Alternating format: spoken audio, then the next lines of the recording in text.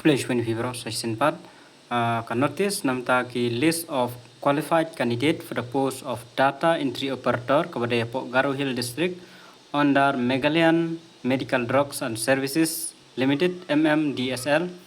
Due to an overwhelming response, an online test will be held for the said post on 26 July 2024 at 11:30 a.m. Then margibun blat kibala apply te kin penlong pada ke online test ke banlong hak 23 Julai arjar pesau khatwe steng. The detail regarding the test will be shared with all the qualified candidate by email. Te kini ki candidate ki balong qualified te ki detail baro kin social nang ba ki email kini ki bala mi kalis hangne te ke online test kan de 23 Julai arjar pesau. Sa check kini kerteng hadu ka bakut.